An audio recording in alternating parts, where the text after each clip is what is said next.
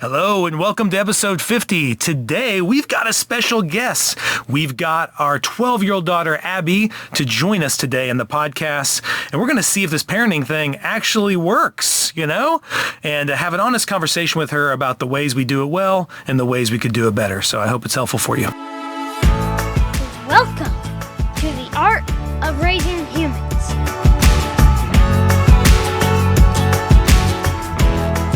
Hello and welcome to episode 50 of The Art of Raising Humans.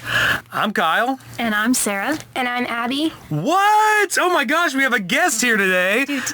This is crazy. We thought on our 50th podcast, we wanted to do something different. I mean, I know all of you love hearing me and Sarah talk, but we thought we wanted to add a guest into the podcast today. And the reason why we did that is because we have talked a lot about moving away from fear and shame and doing this different kind of parenting approach. And I remember, Sarah, when we first started out doing this, and we thought, okay, this sounds kind of cool. We had read some Dr. Markham, some Dr. Siegel, some Dr. Becky Bailey, and we're like, okay, I like this. We had done some stuff with other people's kids, me at school, you at okay, this is cool. We were kind of buying into it. But then as we started doing it with one of our kids, Abby being our first, we were kind of like, what if this doesn't work out? Right? Weren't you scared of that? I think anytime you try something new, you probably were a little more nervous about that. I was very nervous. I had worked with some kids over some time and I thought, wow, I really like the results of this. But at the moment, any moment where it felt like it wasn't working, then I would question, okay, hold on. Is this going to work? Is this going to be great for her? Yeah. And I think my fear was we had never seen this done before, right? We hadn't seen a grown-up. Exactly. No, we hadn't seen like a product come out to go like, oh, look, that kid's great. Let's raise our kid. They're wonderful. I mean, we know there's great things our parents did, but we knew there's things we wanted to do different. Yeah. But we didn't know, especially culturally, especially where we're from. We're in Oklahoma. So in Oklahoma, things culturally, there was a lot of fear, a lot of punitive, punishment being given. Love and Logic was real popular, right? With a lot of consequences and that kind of stuff. Perfect Timeout. Yes, yeah. And we'd watch Super Nanny and all those kind of shows on TV and been like, oh, look at that. That's the way. So for us, the only people we had really heard doing it differently was like Dr. Becky Bailey and Dr. Markham and those kind of authors, right? They're all pretty far away. So then it was really, really helpful to me. And I think you liked it too. It was really helpful to you too, Sarah. When Dr. Markham did a thing, I can't remember, I think it was like a blog she did where she talked with her kids. And she talked about what it was like to be raised in this kind of home. And her kids sounded kind of cool, She had two kids. Yeah, they're adults. They're adults. They were grown. So she was interviewing or having a conversation with them as adults, full grown, out of school adults. Yeah. And then there was another book we read too, where Dr. Gottman had done a book called Raising Emotionally Intelligent Children. And he followed these kids being raised with a more emotion-focused approach as opposed to behavior approach. And just there was all these great results there. But it was really cool to just hear her own adult kids talk about this. Well, I think too, I remember we were looking for studies. Yes. Longitudinal, which means over decades of time. And I don't want to hear the results of 10 kids. I want and so we were always looking for studies and we found some. We were, Dr. Markham actually pointed us in the direction of some that looked at people who had been raised different ways and over a long time. And those kind of things helped to give us some sense of confidence. Yeah. I mean, I think certainty still was not a thing. I was about to say certainty and then hold on to that. It made it easier to trust the process, right? I think that's what it was. And we just did a podcast a couple of weeks ago called like, what if it's not working? And I think that was kind of our fear, was we were constantly like, that's not working. Dr. Markham said to do that. So I know a lot of you listeners, as you're trying to adjust your parenting, especially as a couple, it's hard. Sometimes one couple's more in, the other one's less in. And so you have all of this like friction that's happening because you're trying to like see quick results and you may not be seeing them. Well, and you're trying to build a different skill, right? Yeah. So you've been using these techniques and this skill set and you're trying to shift. And so in that, you're like, am I getting it right? How should I be doing this? And you're tweaking it and getting better and better at it. I think that's well. And so another big aspect of this parenting, the reason why we wanted to invite Abby in here, just so all our listeners know, we've invited Abby into the master closet where we record all our podcasts, and we always have to turn off the AC to do this. So it is hot because today it is 100 degrees today in Oklahoma, which is ridiculous because it's September. But we invited Abby in here. It's creating more body heat. So it's pretty hot in here. But we wanted her to come in here because an aspect of our parenting, Sarah, that I really wanted to model is we're not trying to be perfect parents. Yeah, it's not going to happen. That's not the goal. Actually, No. if that was my goal, that's disgusting. Yeah. It's sick. There's no way I can do it, right? Yeah. None of us are going to be perfect parents. And the goal that goes with that is I don't want to raise perfect kids. Right? Right. So I think the mistake is if we just do it the right way, we'll raise kids who always do it the right way. Mm-hmm. And it's easy to slip into that, But I really want to raise kids who know who they are, right? Mm-hmm. And are able then to really live out of that. And in that process, we're doing it together, right? We're messing up together. We're succeeding together. Mm-hmm. So I thought we'd take a leap on this. We'd actually thought about, we will do this in subsequent podcasts, of having other parents who are going to do some interviews with us, talking about what their journey's been like. Yeah. But I thought this 50th one, let's just really talk to one of our own kids and hear about how it's been to be raised by us. Okay. Right? Welcome, Abby. Hi. How are you feeling right now? Good. It's very warm in here. Isn't it hot? It's a small closet and it's really hot outside, right? Yes, definitely. So I know your mom had a question here. Okay, this is a big question. Just think about it. And just so you know, listeners, we've not given her any of these questions in advance. I really just wanted her authentic responses to these. What do you think our goals in parenting are? Like how do you think your mom and I actually want to be as parents? I think you guys are your goal isn't to be perfect or exactly right, but your guys' goal is to be able to help us grow and learn and help us be even better than you guys. But we know that you guys know that you guys will never be perfect, and so your goal is to be open to learning more and to being able to learn from us even. Yeah. And I feel like that's really something that you guys really do well. What do you like about this parenting approach? I'd say that this parenting approach is really nice because I hear a lot of my friends, they'll be like, oh yeah, today my phone got taken from me and blah, blah, blah, and blah. And I don't feel like it really helps them learn. I think it just shows them oh, if you do this, your phone goes away. If you do this, they're just oh, another day where my phone was taken away, or oh, another day where they took my candy and stuff like that. And that's something that I feel like I know that if I do something wrong, it's not exactly wrong. It's just something I chose to do, and then you guys want to support me into learning a different way to do that thing I did. And you prefer that? Mm-hmm. You like that? It's a lot better.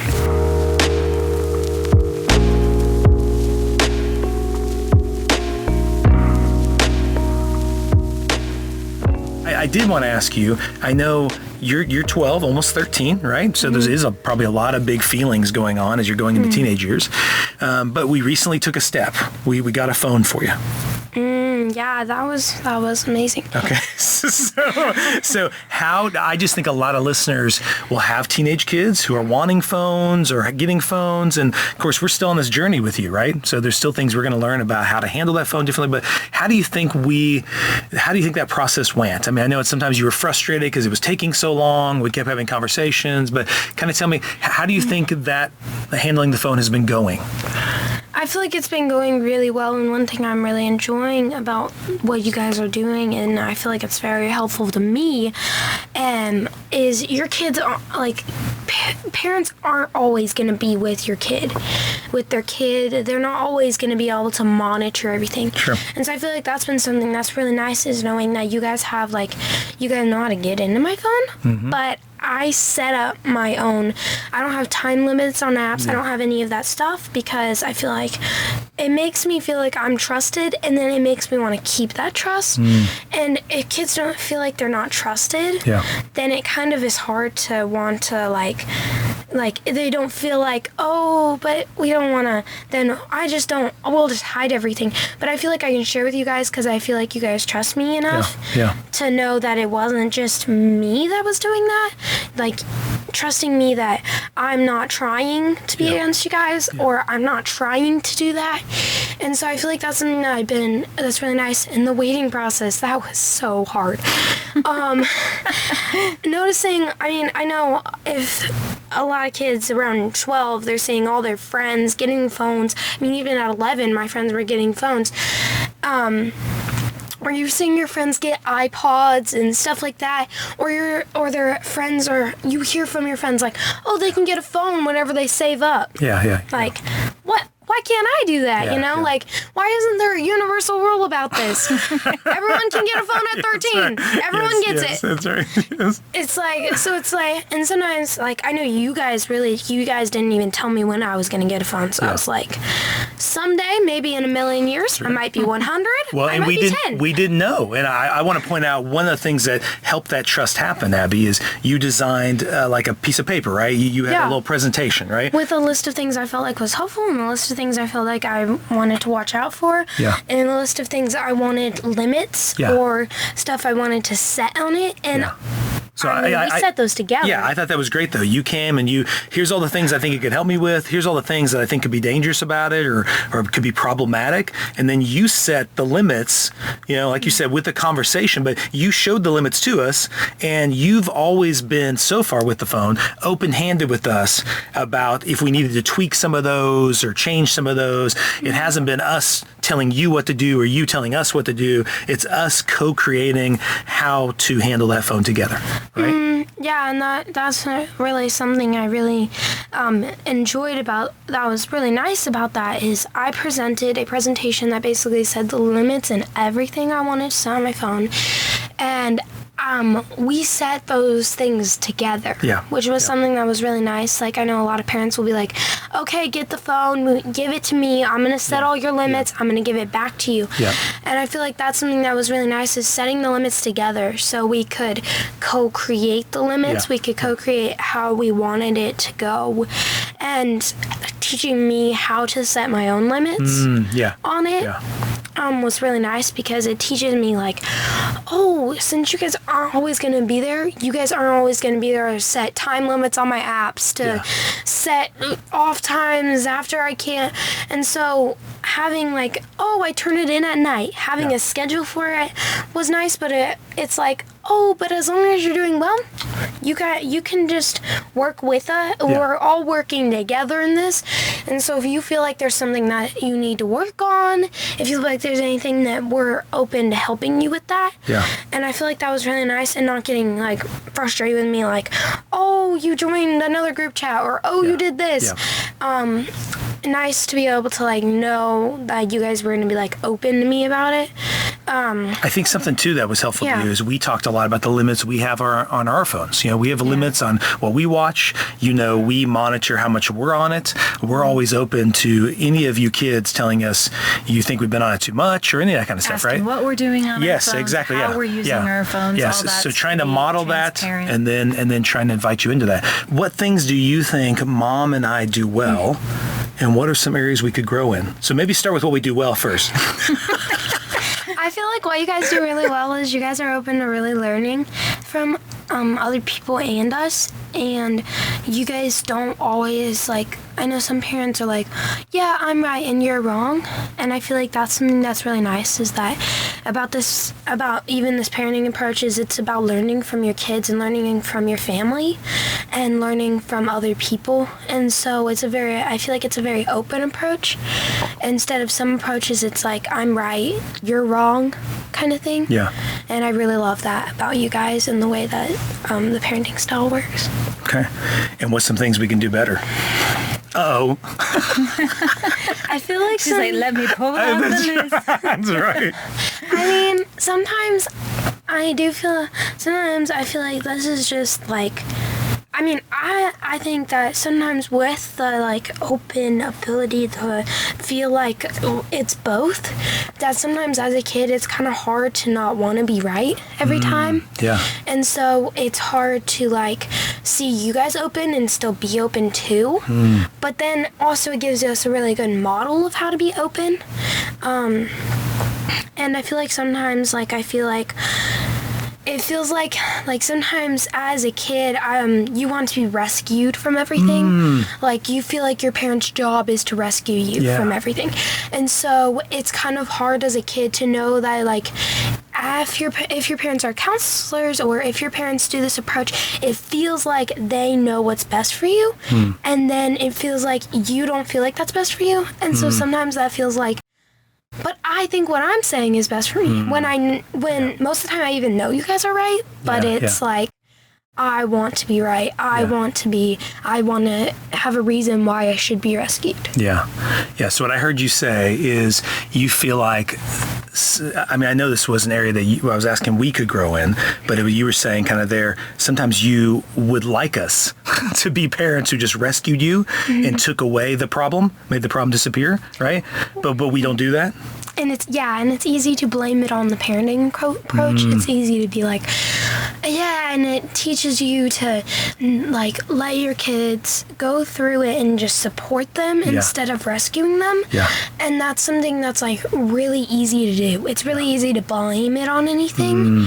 And so it's hard to like realize whenever you're blaming it on things, or it's even harder whenever it's like nice whenever you know you're right, but then sometimes your parents feel like they're right too. And then that's something that is kind of difficult, because it's like, but I'm right and you're right, but as the kid, you want to be right really bad. Yeah. And so it's hard whenever your parents, even since they are the parents, they're going to say that they're right. And so they might say that they're right. And so you just have to go with that. And sometimes that's hard.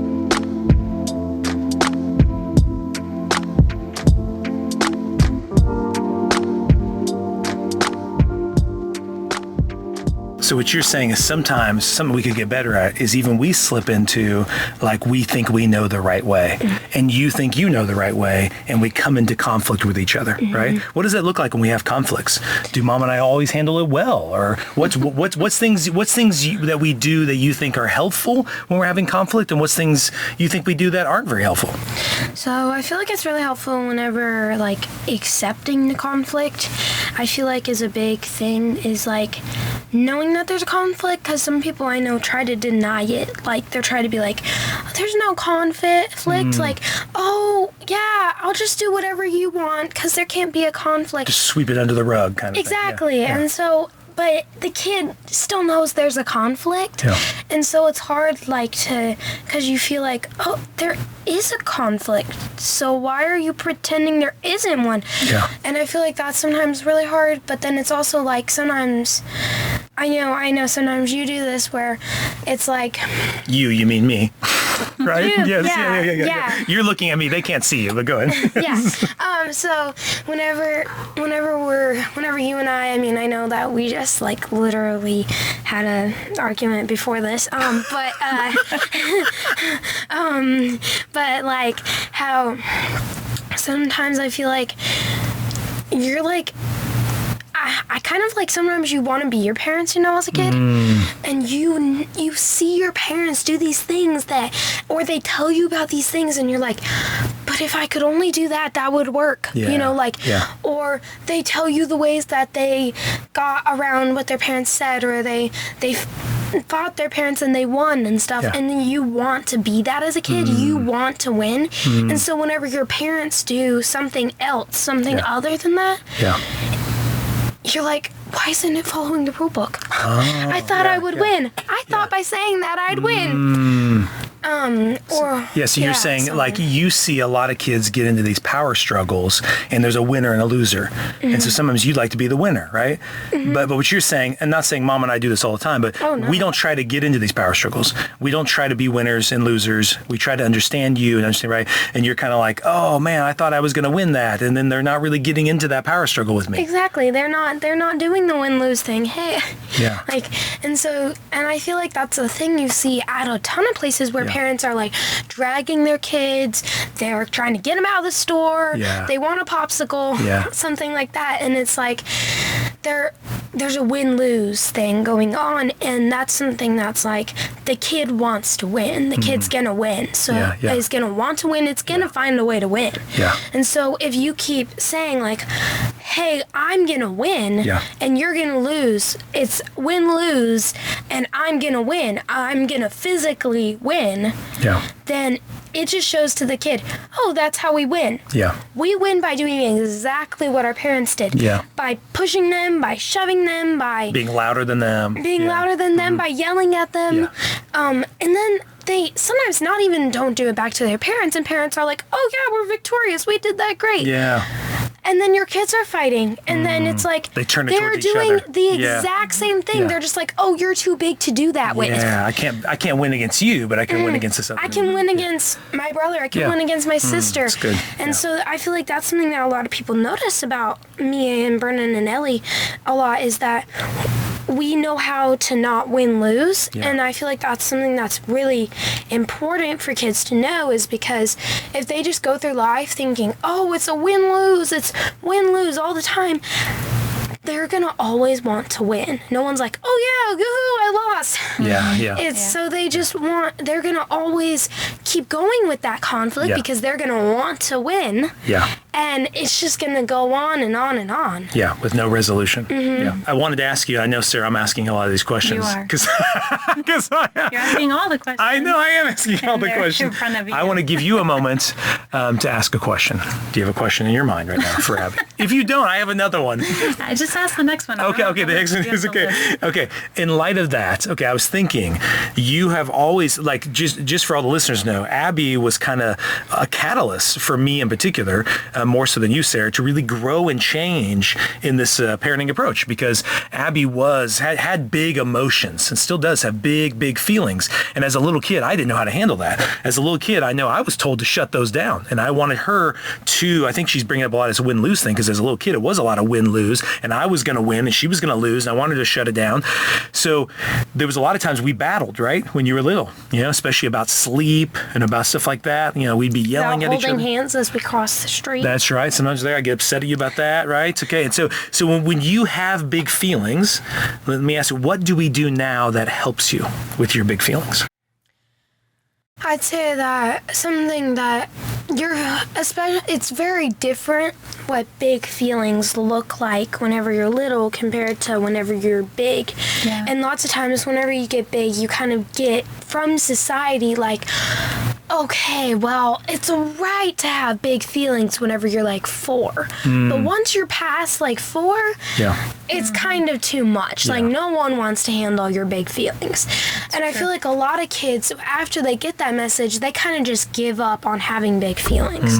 They just kind of are like, okay, I'll do whatever you say. Or they have feelings and they don't say them. They they say them to themselves in private. They'll be like yelling at their pillow or something, explaining to their pillow why they're so mad.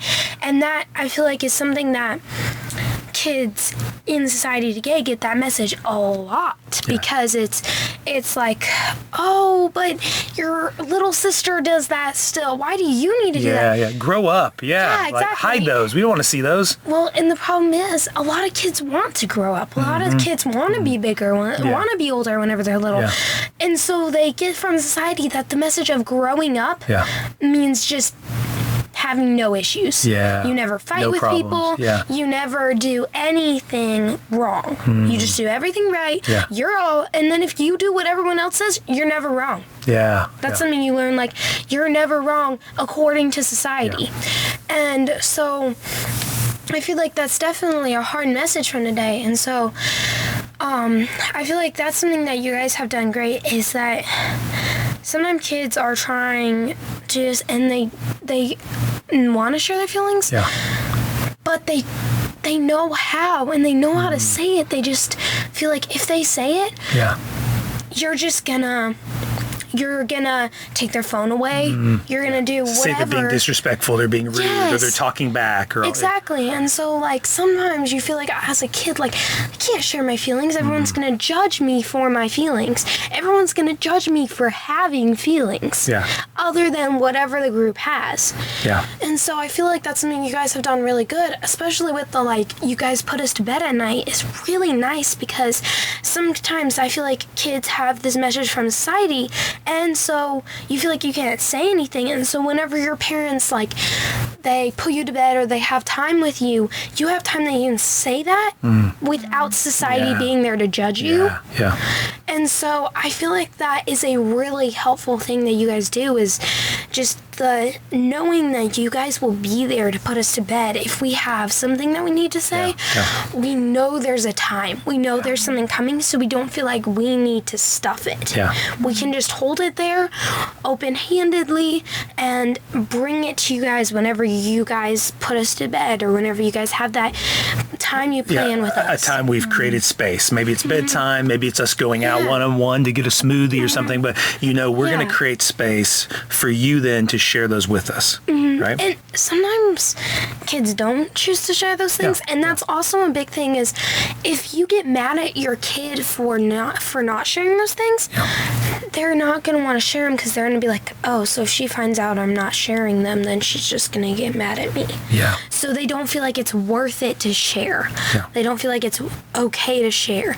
And so I feel like that's the thing that's very important is not judging for it and just being open to it instead of being like, oh, you should have shared that earlier. Just being glad about now that they shared it now. Being glad that they were open to you now. That's good. I love that. Yeah. So just being thankful that in that moment they shared it rather than like, why didn't you share this earlier, right? Yeah. Why didn't you do it before? Yeah. You should have shared this with me weeks ago. Yeah. But just being, oh, thank you for telling me now. I'm glad you feel that way now.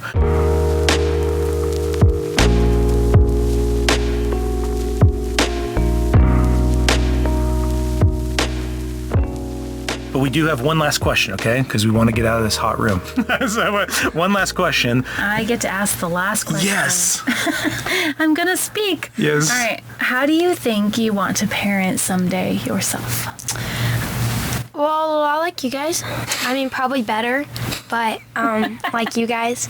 I want to, whenever I grow up, I want to be able to, like, be fun and know when to stop the fun, which is I know something is like what you meaning like my dad does really well is just being able to have fun and knowing like you're not going to be freaking out the whole time we're having fun like, oh, you gotta do this, I've gotta do this, which is sometimes my mom has a hard time doing because you guys both have really long to-do lists.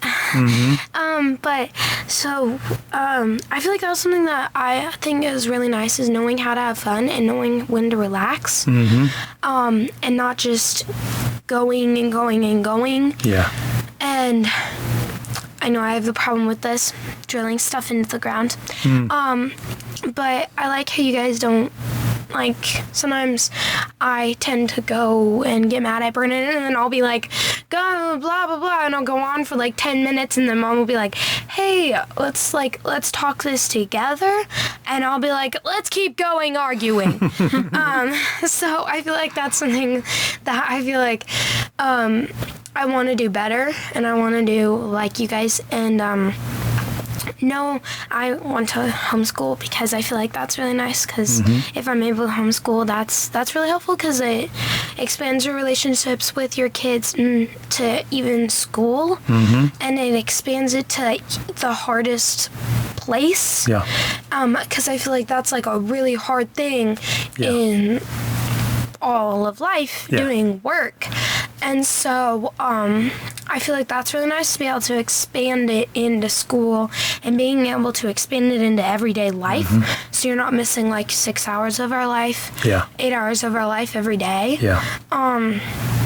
So I feel like that's really nice. And I want to be like you guys with extracurriculars. Okay. Because I feel like you guys really support our extracurriculars and you guys want to like help make sure they go well. You want to support us in them and you want to support our decisions. Something I want to do better is probably whenever I parent, I want to be a little like more open to the changing of extracurriculars.